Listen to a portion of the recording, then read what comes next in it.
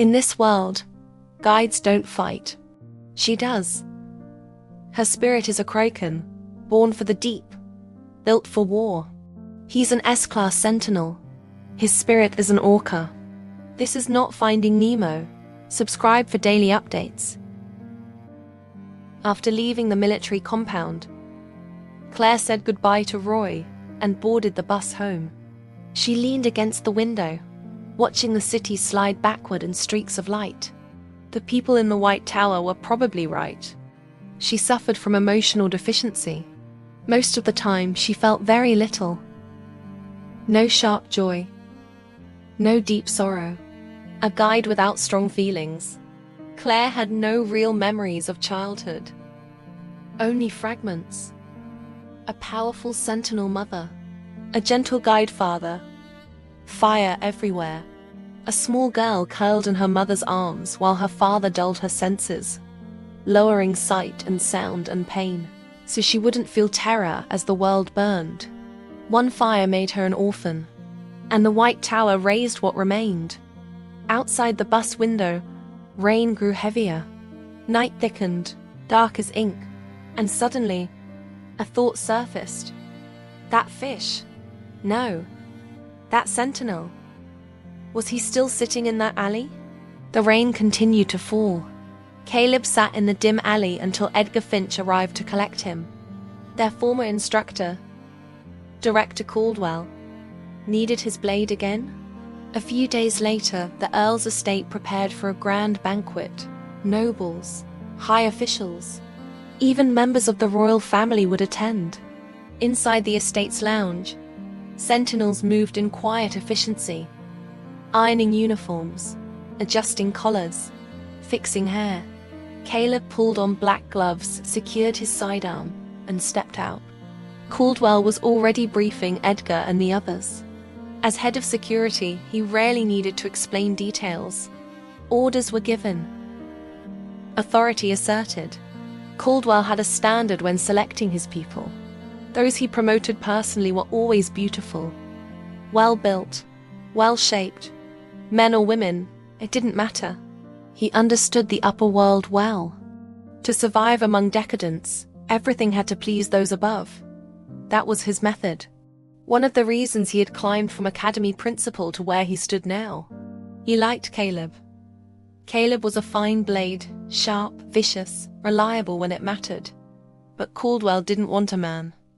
He wanted a tool. A dog. Not a young Sentinel who kept resisting him. Who hadn't been young? Who hadn't been arrogant? But in this world, who could stay clean forever? Caldwell was ushered inside by the Countess for a private discussion. He left Caleb standing guard at the door. A lesson. Watch quietly. Obey. Learn your place. Edgar smiled faintly. We can relax for a bit. Have a tea, he said, nodding toward the tightly sealed bedroom door. Caleb moved. He prepared tea carefully, gold-rimmed porcelain cups warm in his gloved hands. He placed a cup before Edgar. Once someone's backbone is broken, Edgar thought, they fall fast. He accepted the tea, satisfied. Took a sip, then another. His eyelids grew heavy.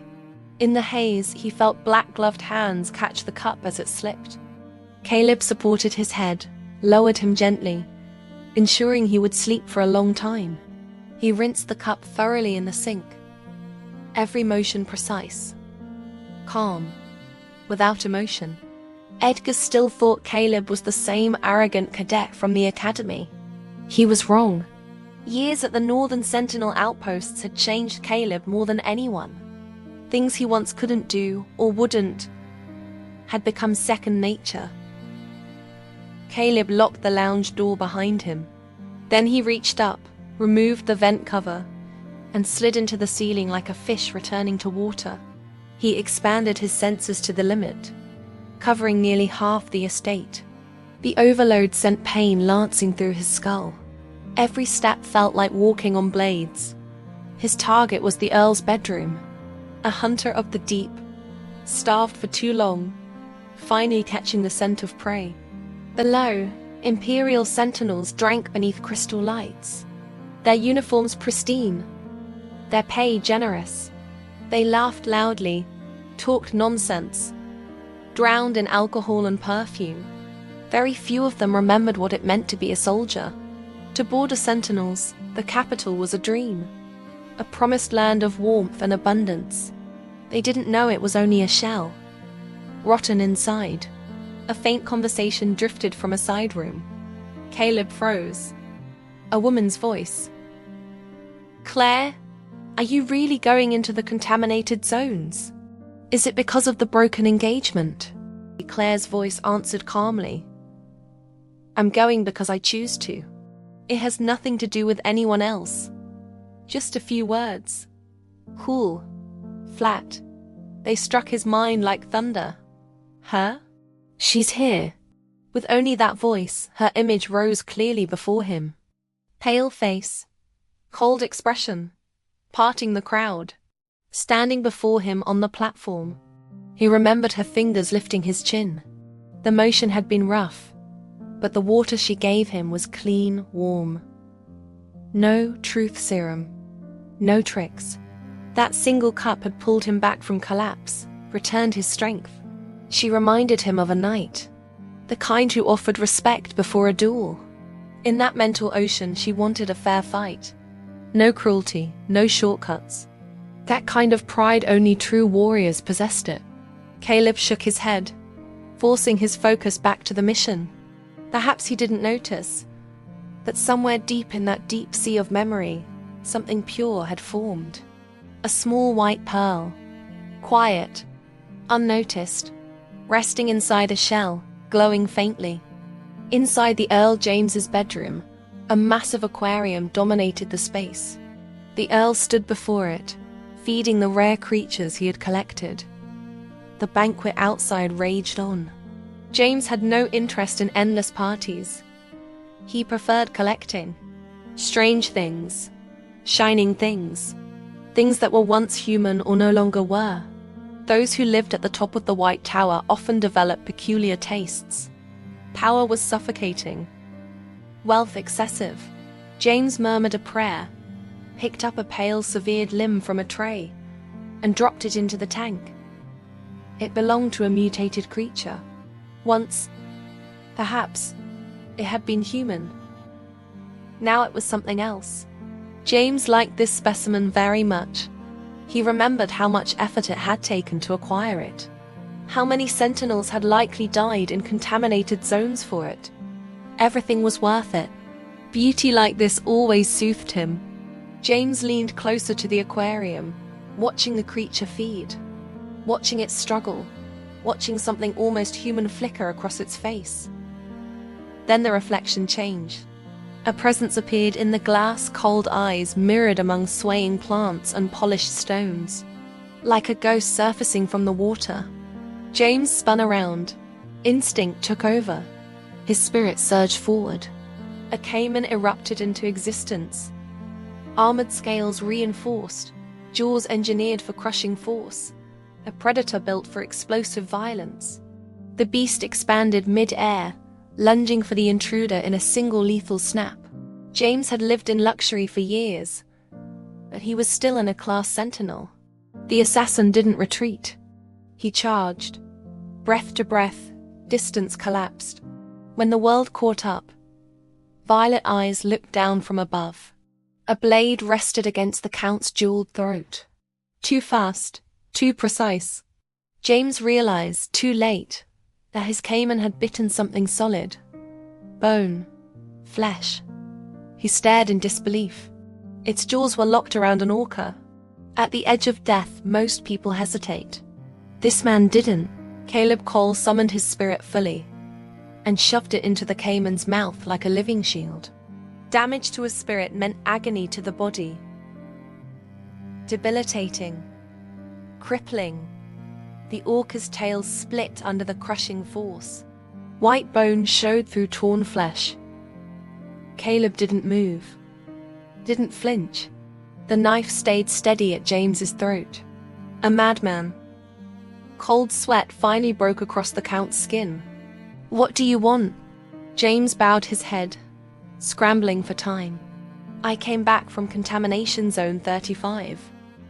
That was all Caleb sighed. 35. The energy crystal zone. Understanding flashed and the blade cut. No hesitation. No negotiation. At the moment of death, account was no different from anyone else. Caleb crouched beside the blood-soaked body, placing a clean sheet of paper in front of him. There are others, he said calmly. Write their names. You might still reach a medical pod. His voice was steady, almost gentle, like driftwood offered to a drowning man. James sobbed, shaking his head. He couldn't speak, so he dipped trembling fingers into blood and wrote. Caleb lifted the page, studied each name carefully. Then, in the Count's pleading gaze, he finished it. On the way out, Caleb took a longer route, through sealed ducts, cold metal, silence. His orca was badly injured. Overextended sensors sent waves of pain through his skull. It didn't matter. The first step was done. He crawled forward and froze. Ahead of him, a small tentacle emerged into the pipe. Just the tip. Curious. Exploring. Suckers flexed gently, feeling the air. Caleb didn't breathe. Sentinels and guides didn't manifest spirits like this. Not casually. Not here. Which meant only one thing. She was nearby. Maybe sitting below, holding a cup of water, wearing that bored, distant expression. Caleb didn't move. If I don't feel, if I don't react, they won't notice me. He became still, metal, stone, nothing alive. He couldn't close his eyes. Shutting down sight would amplify everything else. So he watched, as the soft appendage drifted closer. It poked his cheek. In the deep, silent ocean of his mind, the injured orca opened its eyes. A tiny, contented sound slipped free. A single, restrained chirp. Guides healed sentinels by nature. Even unconscious touch eased the damage. The pain dulled. Warmth spread. More. The lonely orca thought it, without his permission. Caleb felt cold sweat slide down his temple. His mind loosened, like sinking into warm water. The tension that had eaten at his bones for years began to melt.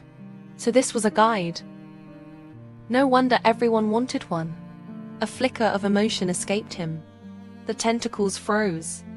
A human. A sentinel. A whale? The same one? Panic rippled.